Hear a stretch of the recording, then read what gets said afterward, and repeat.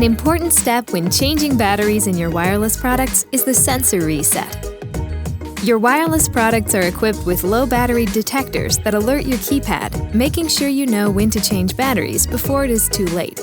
After a successful battery change is completed, it is necessary to perform a sensor reset at your keypad in order to clear the low battery warning.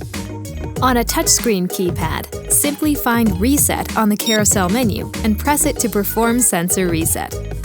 A similar shortcut can be performed on the thin-line keypad by simply pressing and holding the number 2 until you hear the keypad beep. You can also perform a sensor reset through your keypad's menu. From your keypad, press Command until you reach the menu option. Press Yes and enter your passcode. Press to reset sensor.